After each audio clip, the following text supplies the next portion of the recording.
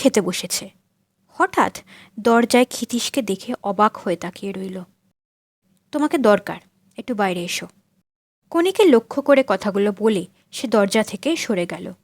ওইটুকু সময়ের মধ্যেই সে দেখে নিয়েছে কয়েকটা কাঁচা লঙ্কা, কাঁচা পেঁয়াজ, ফ্যান এবং সম্ভবত তার মধ্যে কিছু ভাত আছে আর তেঁতুল।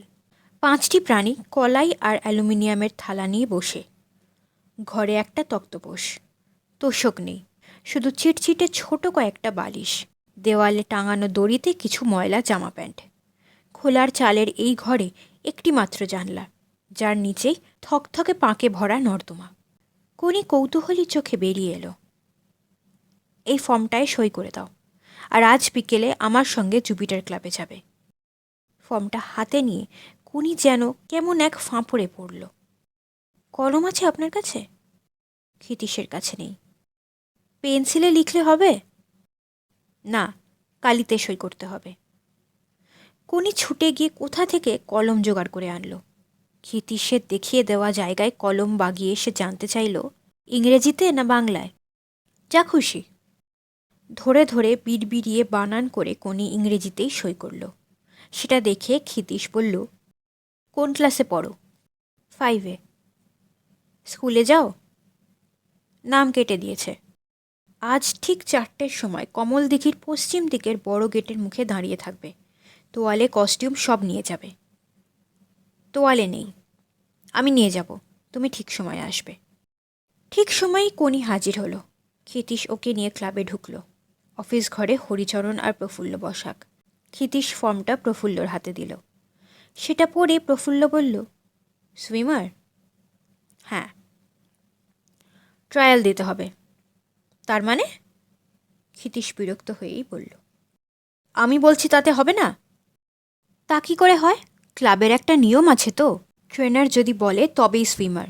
যে সে যাকে তাকে এনে সুইমার বলবে আর জলে নেমে যদি ডুবে যায়, তখন আমরাই তো হাঙ্গামায় পড়ব। প্রফুল্ল কথাগুলো বলতে বলতে হরিচরণের দিকে তাকালো। জানলার বাইরে তাকিয়ে হরিচরণ তখন মুচকি হাসছে। যে সে, আমি তাহলে যে সে। ক্ষিতীশ বিড়বিড় করল থমথমে স্বরে। কণি অবাক হয়ে দেখছে। দলে দলে ছেলেরা কস্টিউম পরে ক্লাব থেকে বেরোচ্ছে। 3-4টি মেয়েও আছে তার মধ্যে। বাইরে হইচই জলের ধারে নভিস ছেলেদের। বেশ, তাহলে ট্রায়াল নেওয়া হোক। হরিচরণ মুখ ফেরালো এতক্ষণে। কণিকে আপাদমস্তক দেখে বলল, মেয়েটিকে? আমার চেনা মেয়ে, গুড মেটেরিয়াল, স্ট্রোক শেখাতে হবে। Good material? হরিচরণ ঠোঁট বেঁকিয়ে শব্দগুলো দুমড়ে মুখ থেকে বার করল। কণিকে আরেকবার দেখে নিয়ে গম্ভীর স্বরে বলল, এক ক্লাবের কাউকে স্ট্রোক শেখাতে হলে শেখাবে ক্লাবের ট্রেনাররা। কাল সকালে আসুক, বন্দনা কি টুনু ও ট্রায়াল নেবে। ক্ষিতীশ কয়েক সেকেন্ড হরিচরণ ও প্রফুল্লের মুখের দিকে তাকিয়ে থেকে বলল, আচ্ছা। বেরিয়ে এসে কণি বলল, কি হলো, ভর্তি করালো না? পরীক্ষা দিতে হবে কণি, আমাদের দুজনকেই পরীক্ষা দিতে হবে। কথাটা বুঝতে পারল না কণি। সে আবার জিজ্ঞাসা করল, দুজনকেই কেন? আপনি সাঁতার জানেন না? সাঁতার নয়, আমাকে পরীক্ষা দিতে হবে অপমান সহ্য করার। ক্ষিতীশ জলের ধারের রেলিংয়ের দিকে এগিয়ে গেল। 2টি ক্লাবের প্রায় 400 ছেলে কমল দিঘিতে দাপাদাপি করছে। কয়েকটি মেয়েও আছে। 2টো ড্রাইভিং বোটে কয়েকটি ছেলে, তারা জলে লাফাচ্ছে নিছকই লাফাবার জন্য। বিষণ্ণ চিত্তে ক্ষিতীশ মাথা নাড়ল। কাজের কাজ কেউই করছে না। সুহাস জলে নামছে। একবার সে তাকালো মাত্র তার দিকে। হরিচরণ ক্লাব অফিসের জানলা থেকে চেঁচিয়ে বলল, সুহাস, 2টো 400, তারপর 100 butterfly, back and breast stroke each, মনে আছে তো? সুহাস ঘাড় নাড়ল। ক্ষিতীশ হাসল। মাত্র 1100 মিটার। এই ট্রেনিংয়ে এরা উন্নতি করবে। তবে সুহাসের স্ট্রোক নিখুঁত। ক্ষিতীশ বলল, কণি, ওই যে ছেলেটা জলে নামলো, ওকে লক্ষ্য করো, দেখো কেমনভাবে হাত পাড়ি দেয়। কণি একাগ্র হয়ে তাকিয়ে রইল সুহাসের সাঁতারের দিকে। ক্ষিতীশ একসময় বলে উঠল, হাতটা মাথার ঠিক সামনে জলে ঢুকে সামনে চলে যাচ্ছে, তারপর নিচে নামছে, তারপর টেনে উড়ু পর্যন্ত আনছে। সব থেকে দরকার স্পিডে হাত চালানো। তার মানে এলোপাথারি গঙ্গায় যেভাবে করো তা নয়। সুন্দরভাবে জলে হাতের ঢোকাটা আর শক্ত কবজি খুব দরকার। আসল স্পিডটা আসে কাঁধের, পিঠের আর হাতের মাসেলের শক্তি থেকে। এজন্য তোমার এক্সারসাইজ করতে হবে। এই শক্তিটাকে গুছিয়ে কাজ করালে তবেই স্পিডটা আসবে। মাথাটা কিভাবে রয়েছে দেখেছো? তুমি যেমন এধার ওধার নাড়াও সেই রকম করছে কি? মুখ জলে ডুবিয়ে কেমন এগোচ্ছে। শুধু নিঃশ্বাস নেওয়ার জন্য মাথাটা ওই দেখো পাশে ঘোরালো। বেশি মাথা নাড়ালে স্পিড কমে যায়, কাঁধটা জল থেকে উঠে আসে। কোনি শুনছে কি শুনছে না বোঝা গেল না। সাঁতারুর দিকে কিছুক্ষণ তাকিয়ে থেকে হঠাৎ সে বলল, আচ্ছা, ওই মেয়েটার নাম কি? ক্ষিতীশ একটু হতাশ হয়েই বলল, জানি না। ওর কস্টিউমটা কিসের? গেঞ্জির? নাইলনের, খুব দামি, খুব সুন্দর রংটা। ক্ষিতীশ কি যেন ভেবে নিয়ে বলল, তোমাকে কিনে দেবো একটা। উনি ঘুরে দাঁড়ালো, চোখ দুটো জলজল করছে। যেদিন তুমি ওই রকম স্ট্রোক দিতে শিখবে। ক্ষিতীশ আঙুল দিয়ে সাঁতরে যাওয়া সুহাসকে দেখালো। কোনি তীক্ষ্ণ চোখে সুহাসের দিকে তাকিয়ে ঠোঁট বেঁকিয়ে বলল, 2 দিনে শিখে নেব। ভালো, কাল সকাল ঠিক 6:30টায় আজ যেখানে দাঁড়িয়েছিলে সেখানে দাঁড়াবে। কস্টিউম সঙ্গে আনবে। পাস তুমি করে যাবেই, সেজন্য ভাবছি না, কিন্তু স্ট্রোক শেখানোর ভার পান্না কি নির্মলের ওপর যদি পড়ে তাহলে তো সব মাটি হয়ে যাবে। কিন্তু কোনি পাশ করেও ভর্তি হতে পারল না। সকালে ক্ষিতীশ দাঁড়িয়ে পরীক্ষা নেওয়া দেখল। কোনি অনায়াসে 200 মিটার সাঁতরালো, জলে দুহাত তুলে রইল, ঝাঁপ দিল ডাইভিং বোর্ডের নিচতলা থেকে। বিকেলে অফিস ঘরে প্রফুল্ল তাকে বলল, সম্ভব নয়, আর মেম্বার নেওয়া যাবে না। সেক্রেটারি স্ট্রিক্ট অর্ডার, জলে আর হাত পা ছোঁড়ারও জায়গা নেই, এত ভিড়। আজকেই তো 2জনকে রিফিউজ করতে হলো। তাহলে আগেই সেটা আমাকে বলা হলো না কেন? ক্ষিতীশ রাগে ফেটে পড়তে গিয়েও সামলে নিল। বলার কথাটা মনে ছিল না। বন্দুকের নল থেকে বেরিয়ে আসার মতো ক্ষিতীশ ক্লাব থেকে বেরিয়েই দেখল স্টার্টিং প্ল্যাটফর্মে হরিচরণ দাঁড়িয়ে কথা বলছে 2টি ছেলের সঙ্গে। হরিচরণ, ক্ষিতীশ চিৎকার করে উঠল, চিফ ট্রেনার হতে চেয়েছিলিস, হয়েছিস, এরপরও এসব কি হচ্ছে? হরিচরণ বিরক্তিভাবে ফিরে তাকিয়ে বলল, কি আবার হচ্ছে? আমার মেয়েটাকে ভর্তি করলি না কেন? প্রফুল্লর কাছে যাও, ওসব ছেঁদো ও জোর অনেক শোনা আছে।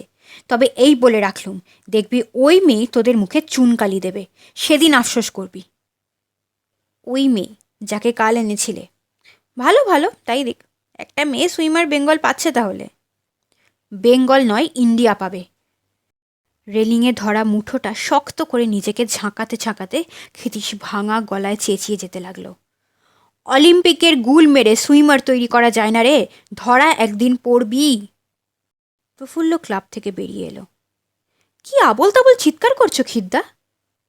বেশ করছি, কর্পোরেশনের জমিতে আমি দাঁড়িয়ে তোদের ইথ্রোমোটা শুধু দেখছি।